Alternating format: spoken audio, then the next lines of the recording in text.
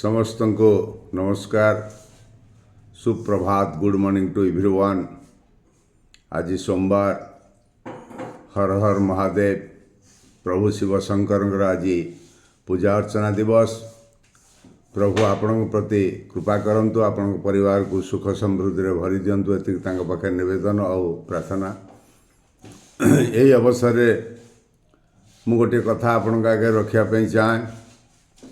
बंधुगण, धनर सत उपयोग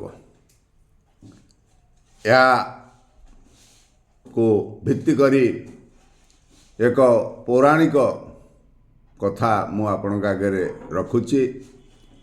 दिने अयोध्या रे अनाहार पड़ा। युधिष्ठिर महाराज बड़ चिंतार पड़े एवं पारिषद मान को डाकिले। प्रभु कृष्ण को मध्य स्मरण कले, से आसी पहुँचले। सबु आलोचना परे महाप्रभु कृष्ण परामर्श देले काहाकू ना युधिष्ठिर महाराज को, आपण कुबेर को देखा करंतु, कुबेर ठू धान आणंतु, सहस्र सगड़ धान आणंतु, एठी राज्य रे समस्त को प्रदान करी जीव जगत को बंचाई रखंतु। यह मानी युधिष्ठिर महाराज भीम को निर्देश देले।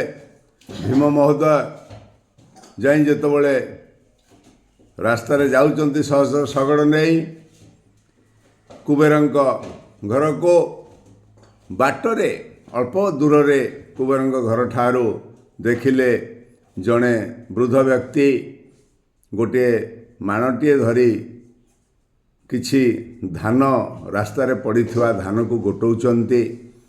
तांको पचारे, हे महोदय, कुबेर घर कोटाक ना कौन कहूना ना आपण कौन कुबेर ना हाँ मु कुबेर। भीम आश्चर्य हो गले जे ए व्यक्ति वृद्ध व्यक्ति महोदय जेतबळे गोटे माण धरी छोट छोट धान गुड़िक रास्तार पड़िकी गोटौचंती, ये कौन प्रकृत में सहस्र सगड़ धान आमको दे पारिबे? यह कही जेतबळे निर्देश को मानी बड़ ननांकर एवं प्रभु श्रीकृष्णकर निर्देश को मानी तांको पछरे धावन करथिले एवं जाई जेतबळे पहुँचिले, सगड़ नदा हैला। सगड़ नदा हेबा क्षणी वर्षा जोर हैला, रास्ता कादुओ हो गला।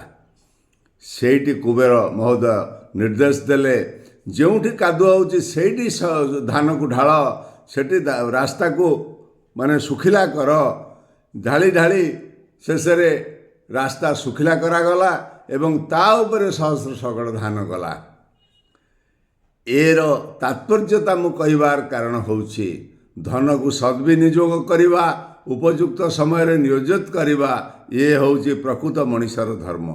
बंधुगण, ये जो कथा दीपद आमको शिखई देला, आमे समय अनुसार अधिक धन खर्च करि पारू, किंतु समय को लक्ष्य करी आमे धन को गोटी गोटी करी संचय करिबा, यह होउछि आम कर्तव्य।